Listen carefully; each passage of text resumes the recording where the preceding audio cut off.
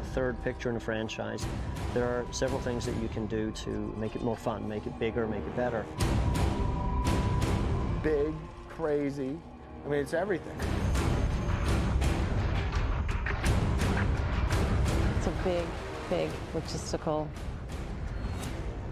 nightmare. This is like number 1 and number 2 combined, with the effects, with the stunts, with the multiple states, the multiple locations, the traveling circus. I don't think I'd have it any other way. It's like nothing you've ever seen, you know? It's really crazy. They must be thinking, is that big enough? Maybe that's not big enough. We gotta go bigger. We gotta think bigger. I've never been challenged like this in my life, and I can't honestly say that I think I ever would have been had I continued going the way I was. Everything's much better in this movie. It feels magical. I think we've learned from the first two. This time we worked our butts off to make this the best. It's great. Transformers!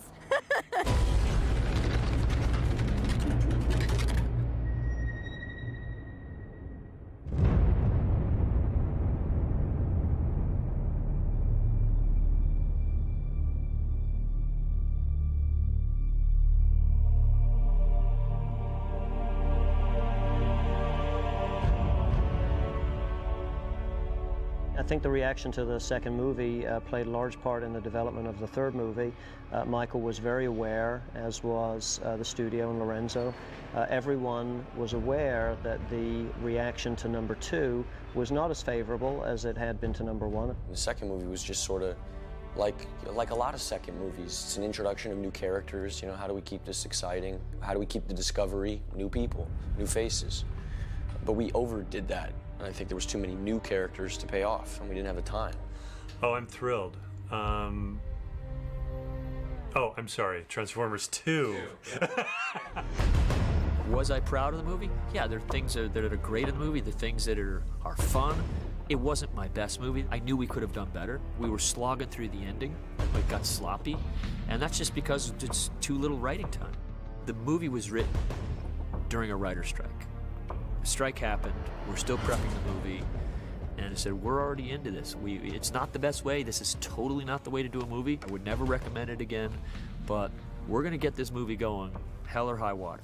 Some of the flaws in it can be traced to the guild strike and not having enough time to really develop a story that might get to a deeper character level. But I think that movie came out of criticism of the first that, wow, these robots are so amazing, and what you can do with the effects are so amazing. We wanted to see so much more of that. And so I think the design of Revenge of the Fallen became about spectacle first, as opposed to starting with a stronger narrative through line and finding the action scenes that would fit that. You know, it was a yeoman's effort, I guess, for being under the circumstances. Michael wasn't sure that he wanted to make a third movie. He wasn't sure, certainly, that he wanted to jump into it right away. Michael first thought he'd take a break between Transformers 2 and Transformers 3. Go off, do a little movie or something. But he realized that you might lose some of your key crew. And Michael Bay is a very loyal person, above and beyond everything, which is pretty cool. And once he has a team assembled, he's got people he's worked with for years. He loves working with the same people.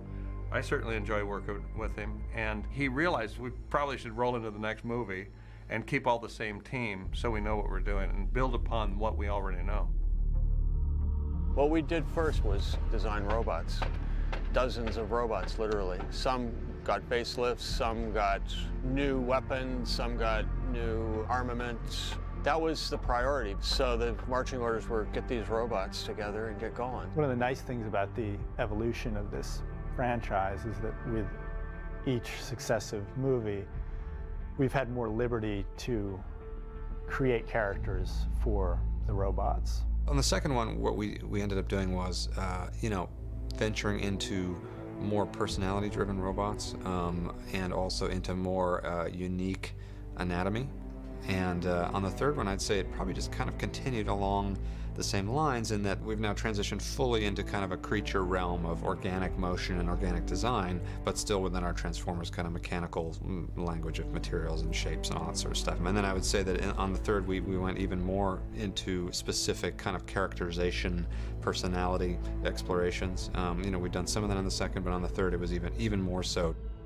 I think we wanted to introduce some exciting new Autobot and Decepticon characters, but only a few, so that we really got to know them as characters, and they each got their moments to really register and make an impression.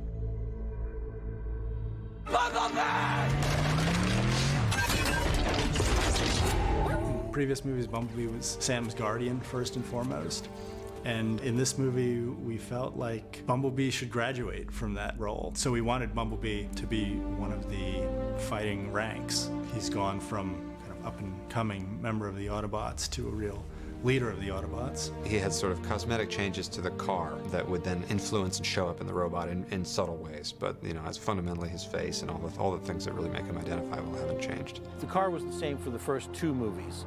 And we just needed to freshen it, update it a little bit, use the newer model, incorporate a lot of GM's new ideas to get just a fresher, sharper car. In this movie, Optimus now has a trailer.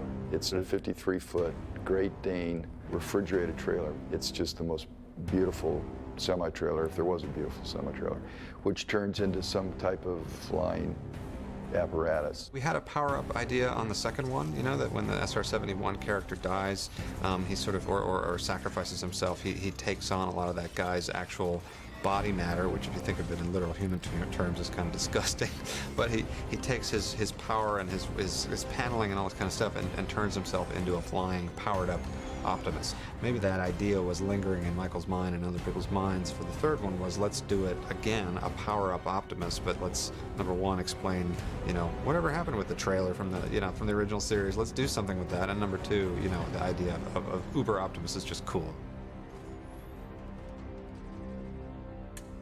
The concept Corvette that we have is so cool looking. It's definitely a Corvette, and yet it feels completely different. It's essentially the same car as the second film, but the second film it was a hardtop. We sent it back to GM and cut the top of it and made it the roadster that it is today. He is Enzo, as in Enzo Ferrari. Early on, Enzo was sort of modeled on a character from the mythology called Mirage. And in an early draft of the script, he had some powers of invisibility, ability to cloak other objects. And as we pulled those out, we left the Mirage sort of name behind. But in that case, it was really important to Michael that this character have the personality of a Ferrari. So we really wanted that car in the movie. So we gave him an Italian accent and an Italian name.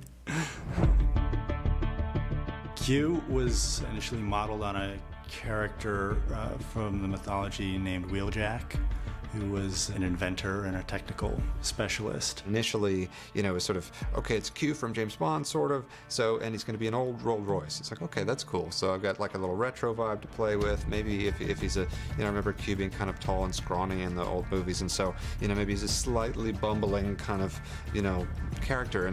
And the first take I did on it, Michael, you know, rightly so, said, that's a Pixar design. That's not our movie. Like that, it's too cartoony and it's too kind of cute, and I don't like it. Then sort of a mandate came down, honestly, I think it was from Spielberg, why don't you make him look like Albert Einstein? Literally.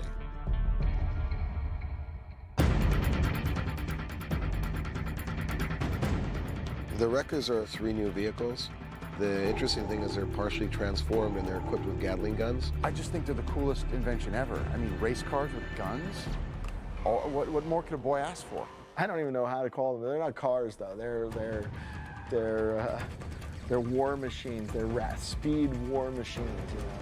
Combining sheer firepower and speed, how cool is that? In the mythology, they had very mercenary personality to them and couldn't always be trusted, but ultimately would show up and get the job done. So for the movie rendition of them, we saw them as a pit crew, and thus the NASCAR disguises and the brash kind of rough and tumble attitudes. That was a neat attempt to do a real mashup of alien aesthetics with hardcore nuts and bolts, NASCAR, space frames and all the cool stuff that's underneath those cars. I felt like that was an example of where we, rather than a new Transformer thing that was kind of, harsh and kind of spiny and threatening and all that sort of thing, it was actually a fun, kind of colorful take on robots.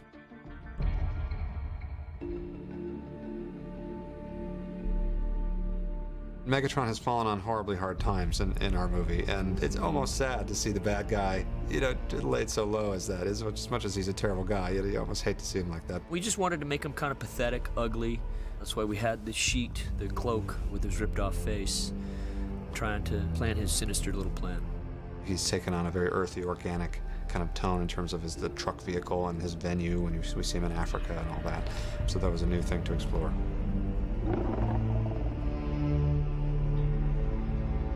Shockwave was a big deal in the Transformers mythology.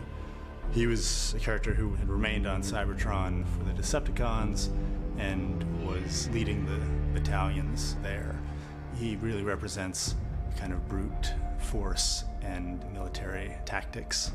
And what we wanted for the movie, and we chose Shockwave to represent it, was a character that as soon as he appeared on screen, you knew he was a fearsome foil for Optimus. When Mike and I first started discussing how to present Shockwave, I pitched in the notion of a steed or a mount, kind of a horse for Shockwave, as if he could enter with this chariot. And for story purposes, we needed something that would tunnel underground to reach this engine part in the Chernobyl sequence. So I pitched this driller idea as a snake or a worm, and it was fairly straightforward. It took us a while to figure out what the driller was exactly in relationship to Shockwave. I mean, it was clearly a vehicle, but at the same time, it's its own entity on some level, and the way that he drives it, is he sitting in a cockpit, or is he more like Spartacus on a chariot? There were different kinds of postures and relationships to him. I mean, at one point, it was almost as if is the driller a bunch of almost independent worm entities that he has lashed together with a kind of a saddle or a harness, if you will, and he's kind of riding them. Is he riding worms on some level? So that, ultimately it ended up being more like a cockpit, I would say, but there were still some visual elements that suggested kind of a riding-like sort of way of using your hands.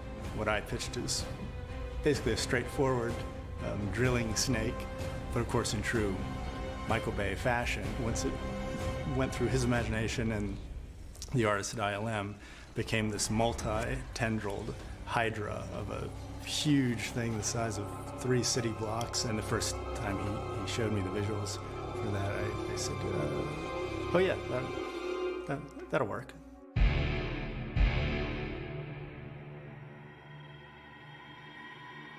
The Dreads were characters that Michael brought to the table early on, as he has done in these movies. There are some characters that he wakes up with a vision of in the middle of the night and comes to a meeting and says, I see these guys. I don't know how they fit into the story, but they're going to be animalistic, and it's going to be awesome if we use them in this car chase we're talking about. I just want these guys to be scary. Decepticons, usually they're flying, they're some kind of spaceships or jet fighters, but now they brought them into vehicle mode. And they don't exist in the Transformers mythology. That's a Michael Bay special.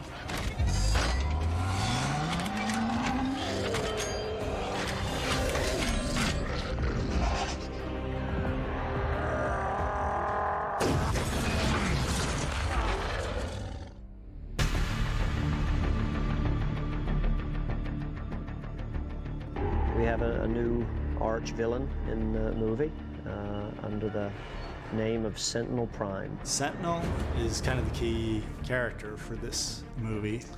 In my initial drafting of the story, I talked about this notion of finding in the mythology a father figure for Optimus, someone that he had apprenticed under. And there's not a lot about Sentinel Prime in the mythology, so I felt that it gave us a lot of license to take a character who existed in Transformers lore but do something new with him and do something surprising with him, and find an Autobot whose betrayal could really emotionally impact Optimus. I always wanted somewhere in the Transformers universe to do what I would consider a proper kind of Gundam, L-game, Japanese knight warrior kind of robot, because it's such a huge, great library of influences out there to choose from. I said, I know this is not going to fly. I'm just going to do it because I want to see how much of a, a slightly more traditional, cleaner design I can sneak in. And to my surprise, it actually went through. Ultimately, it had to be articulated into a more Transformery language, but the basic shapes and gestures ended up largely kind of as clean as I had originally sketched them. It got articulated with extra sort of negative spaces and lots of mechanical parts and all that, but fundamentally there's some large contiguous flat surfaces on him that you ordinarily would never have made the cut, and I was happily surprised to see that it did. Some of the experiments we did where the face mask was extremely clean looking and sort of techie looking, I actually really like those, but I think, when you think of him as an older character, and obviously he has a huge story component and there's history behind him and all that, the decision to go with a more wizened and ultimately obviously a little bit piratey look was probably the appropriate way to go. He needed to be something as big, if not bigger, than Optimus. And there was something about the fire truck that suggested ability, coming to the rescue, being on the side of right, that could subvert, our true designs with him. And Michael found a really cool-looking fire truck.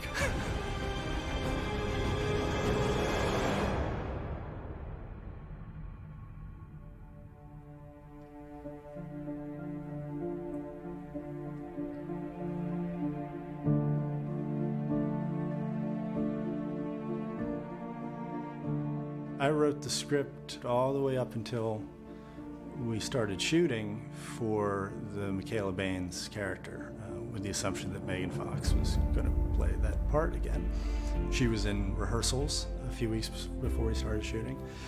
And then, for one reason or another, it just became clear that it wasn't going to work out. I had not seen Megan for about 8 months or so since Transformers 2. And when I saw her, she just didn't look like Michaela. It was just, I guess Hollywood sometimes has a way of casting a spell on women that they have to change their look, change how their appearance, I guess, to satisfy something. I'm not sure, but Megan's a stunningly beautiful woman, and we decided to go our own ways. I guess we were all hoping that the family didn't break up, but it did. And we just kind of had to pick up the pieces and keep going, It was difficult because we were a week away from shooting, and then we were a week into shooting, and we kept moving the Michaela stuff later and later. We decided basically right away that we weren't going to throw out the rest of the plot of the movie and come up with a new plot that involved a new female love interest for Sam, but that we would maintain the idea that he was going to experience this adventure with a girlfriend character, and it would just need to be a new girlfriend. Michael sent me a text message saying, you should really go to the audition for Transformers, and I assumed it would just be a small part in the movie, just a walk-on part. Rosie came in. I think it was 400 or 500 women that auditioned. And there was a spark about Rosie that I really liked, and she, said hello, good morning, thank you to the crew. My crew very much appreciated, so it was a breath of fresh air. A few more emails went back and forth from me and Michael, and I honestly thought he was joking. He was sort of like, you were good, and this movie might be coming your way. And I was like, yeah, whatever. And then there was a couple of phone calls, and then it was like, okay, this could be going somewhere. And still I was unaware of the of the part. With the audition, it was a serious audition. It was she did multiple auditions in New York, and then we just put her with Shia, with the full crew, with the full set, and we put her through the paces. It's just not fair, I feel like I'm not working with the Autobots. I feel worthless. Well, getting a good job's hard for everyone, Don't go into that little dark place that you go to. I'm in a dark place. You are. Place that Hard you for go everyone. to. How many interviews did it take you? It took me one. That's what I mean.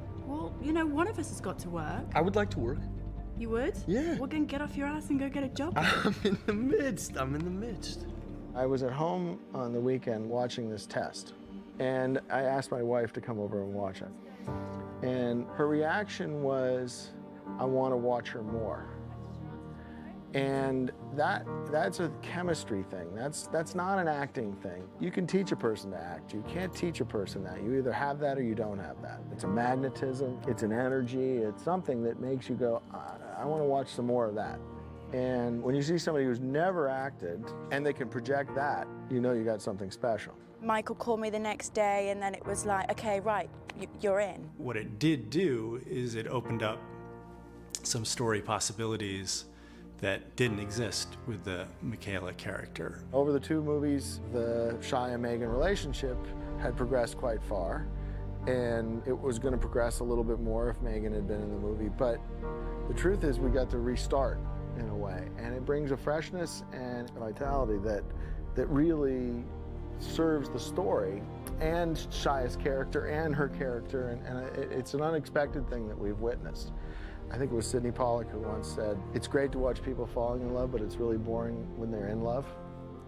And I never quite understood that quote until I saw this happen, which was, wow, there's a whole nother level of energy and excitement that has been brought to the project that is reminiscent of the first movie. I think that change is always good, and though it is hard to let go of the past and choices that have become familiar, that sometimes it's okay to do new things and to go down a different road. So, you know, we certainly all wish Megan well in her ongoing career. It was time for us at this time, you know, to have a new choice, and Rosie has stepped in extremely well and is also beautiful and fun, and I think that the audience will respond to her in the same way that they did in the first 2 movies with Megan.